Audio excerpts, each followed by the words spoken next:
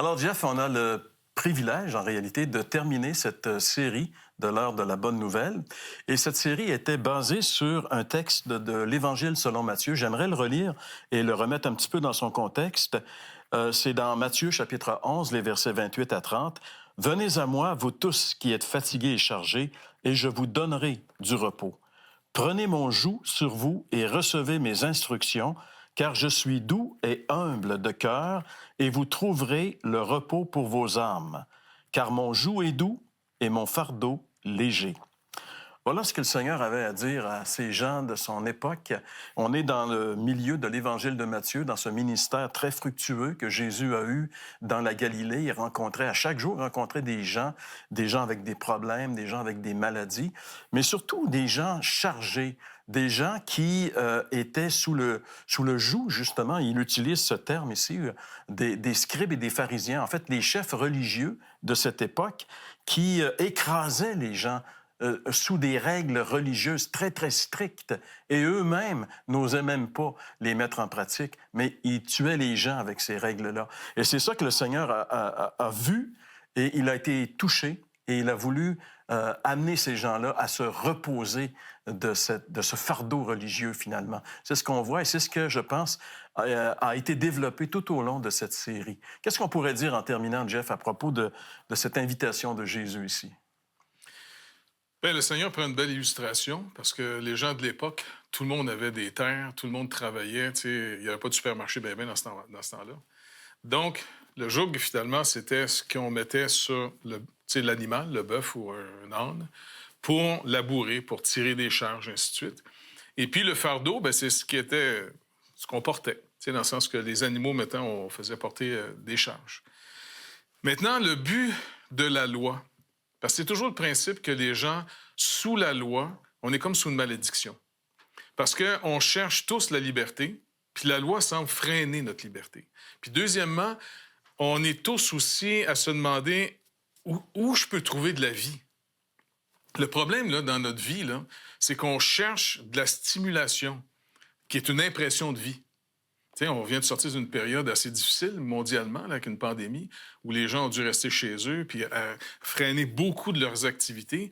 J'ai l'impression que ça fait monter un petit peu l'angoisse des gens parce que pendant que tu arrêtes, t'arrêtes de te stimuler ou de donner l'impression que tu vis quelque chose. Maintenant, le but de la loi, quand Dieu l'a donné, il faut se le rappeler. Parce que Jésus n'est pas venu dire « la loi n'est pas bonne, on l'enlève ». Il est venu dire « oubliez pas, quand la loi vous a été donnée, c'était pour vous rappeler sans arrêt la promesse selon laquelle j'avais promis de venir vous libérer. » La loi dit la vérité. Mais le problème, c'est comme si tu vas chez le médecin, puis il va te dire « ah, fais de la haute pression ». Tu peux pas dire à ton médecin « hey, tu me juges ». Parce que selon les normes, voici une pression de santé, voici une pression non santé. La loi va, au fond, définir où on est rendu. Et inévitablement, elle met un fardeau sur nos vies parce qu'elle définit qu'on n'atteint pas du tout le but. Personne atteint le but. Et en Israël, c'était pire parce que, comme tu dis, à cause de l'esprit religieux, là, on les mettait sur un programme méritoire. Et c'est de ça que Jésus est venu les libérer. Vous êtes chargés, moi, je suis venu prendre votre fardeau. Le but de la loi, c'était de freiner le mal, mais ça ne l'enlève pas. Mais ça freine le mal. Puis deuxièmement, c'était pour toujours nous rappeler espérer dans la promesse que Dieu nous a faite depuis le début de l'humanité. Depuis le début de l'humanité, selon la Bible, on aurait brisé une alliance de vie avec le Seigneur. Et en brisant cette alliance, on est tombé sous la loi. On a perdu la vie. Puis là, tout le monde la cherche, la vie. T'sais, le problème, en tant que pécheur, là, on cherche la vie où il n'y en a pas. Et puis, c'est de ça que Jésus vient nous libérer. Et s'il nous libère de la loi, de ces règlements religieux, c'est pas pour qu'on n'en ait plus aucun, parce qu'il dit ici, prenez mes instructions, recevez mes instructions. Exactement. Là, maintenant, plutôt que d'essayer d'observer la loi pour mériter, beaucoup de gens vont essayer d'observer la loi en Israël comme dans les religions, que ce soit le chrétianisme, le judaïsme, l'islam, peu importe, toutes nos religions, souvent ont malheureusement tombé dans un programme de choses à faire pour voir si au bout du compte, tu as ramassé assez de petits timbres là, pour avoir ton toaster au bas, tu comprends? Et puis, finalement, le Seigneur est venu dire, non, le but de la loi, c'est de freiner le mal, vous montrer sans arrêt à tous les jours pourquoi vous devez m'attendre. C'était la promesse que Dieu avait faite depuis le début. De la femme viendrait la postérité. Et ça, c'était une drôle d'expression parce que normalement, les postérités, on disait tout le temps, venaient du monsieur. Et c'est pour ça que Jésus est né d'une vierge. Et oublie pas, Jésus lui-même, dans son époque, là, il a vécu, sa mère, elle s'est faite passer pour une petite madame qui a été couchée à droite, à gauche, hein? Parce que les gens ne croyaient pas les Écritures. Tout le monde pense avoir l'information des Écritures, mais est-ce qu'ils ont vraiment cru les Écritures? Jésus est venu leur montrer que non. Et là, le peuple est sous un fardeau, comme tu dis, sous un fardeau d'une religion qui leur dit « Dieu va juste sauver les bons, puis ceux qui sont pas assez bons, ils s'en vont aux poubelles. » Et puis Jésus dit « Non, non, je suis venu, j'étais la promesse, je vais vous libérer du fardeau. C'est pas que je suis venu annuler la loi, je suis venu l'accomplir pour vous autres. Et puis après ça, il dit « Je vais vous montrer une autre manière de vivre. Mon commandement, ça va être « Apprenez à vous aimer les uns les autres comme moi, je vous ai aimé. » Il n'y a pas plus grand amour que de donner sa vie pour ceux qu'on aime. Et c'est ce que Dieu, en Jésus-Christ, nous a vraiment montré. Un amour absolument incroyable. Et ce qui est merveilleux, Jeff, aussi, c'est le Seigneur, il dit « Prenez mon joug ». Oui. Tu sais, dans le sens que lui-même, non seulement il va nous montrer comment aimer les autres, mais il se met à côté de nous. C'est ça. Tu sais, le joug, c'est deux qui sont ensemble, reliés ensemble par cette pièce de bois. Alors le Seigneur, il dit « Je veux marcher avec vous ». Exactement. C'est vraiment l'illustration. Les autres les comprenaient mieux que nous autres parce que les autres savaient, ils voyaient deux bœufs. Et c'est comme si le Seigneur dit, regarde, je m'en viens porter avec vous autres le joug. Et puis en plus, il est léger. Parce que j'emporte le fardeau. J'emporterai, moi, le poids. Après ça, recevez mes instructions. Tu sais, parce que sans les instructions du Seigneur, on va toujours rester sous une impression que je suis pas assez bon, je suis pas assez bon, je suis pas assez bon. Le Seigneur dit, non, non, il faut que tu comprennes. J'ai tout accompli pour toi. Regarde, donne-moi tes péchés, j'en meurs. Et je vais ressusciter pour te montrer que j'ai mis ma justice à ton compte. Tu es pleinement reçu de mon Père. Et ça, c'est quelque chose d'important parce que même l'apôtre Paul, plus tard, il va écrire « Pour ceux qui sont en Jésus-Christ ». Donc, ceux qui ont reçu Christ comme leur sauveur, leur seul et unique espoir dans ce monde. Il dit maintenant, pour vous, il n'y a plus de condamnation.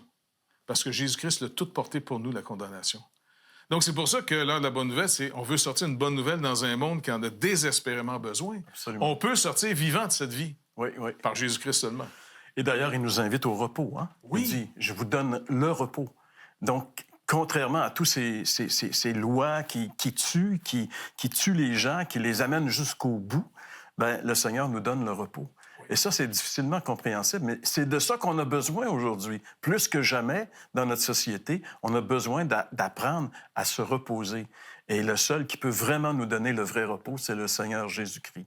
Alors, on aimerait vous inviter à la fin de cette série, Jeff et moi et toute l'équipe de l'heure de la bonne nouvelle, à expérimenter ce dont Jésus parle ici, à venir à lui. Il dit « Venez à moi ».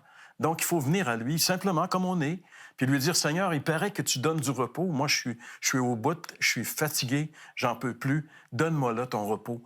Je voudrais l'expérimenter. » Si vous le demandez sincèrement, ben, soyez certain que vous allez le recevoir, parce que le Seigneur a dit que celui qui demande reçoit. Donc, on vous invite sérieusement à prendre au sérieux ce que le Seigneur nous dit ici. Il nous dit de venir à lui, de ne pas venir à une religion. On vous invite même pas à devenir membre d'une organisation qui s'appelle l'heure de la bonne nouvelle. On vous invite à venir à une personne, au Seigneur Jésus-Christ. Même pas à une religion, ni à une secte, mais à une personne. Et quand on a connecté avec le Seigneur Jésus-Christ, on n'a plus besoin du reste. C'est sûr que le Seigneur va nous diriger pour être en communauté avec les siens, parce qu'il a dit « Je bâtirai mon Église ». Mais l'Église du Seigneur Jésus débute par une relation personnelle avec lui. Et par la suite, lui nous introduit, comme les Actes des Apôtres le disent, il ajoutait chaque jour à l'Église ceux qui étaient sauvés. Avant d'appartenir à l'Église, il faut être sauvé.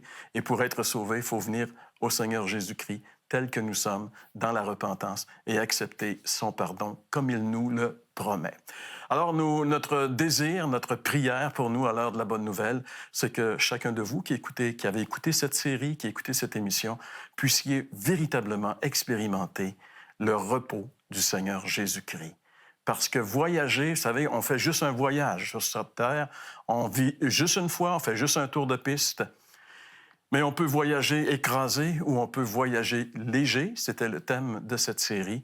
Et pour voyager léger, il faut donner notre fardeau au Seigneur Jésus-Christ et prendre son joug, son fardeau qui, lui, est léger. On vous invite à le faire d'une manière très sérieuse et on vous souhaite de connaître personnellement, comme nous le connaissons, le Seigneur Jésus-Christ. L'Heure de la Bonne Nouvelle, en collaboration avec le Messager chrétien, vous offre gratuitement le livre de méditation quotidienne La Bonne Semence. Pour en recevoir un exemplaire, écrivez-nous à l'Heure de la Bonne Nouvelle, comptoir postal 33012, casier postal Thibault, Trois-Rivières, Québec, G8T 9T8. Vous pouvez également nous joindre à info@hbn.ca ou par téléphone 1-866-509-1319. Vous avez des questions ou des commentaires sur ce que vous venez d'entendre? Contactez-nous par téléphone ou réagissez sur les médias sociaux.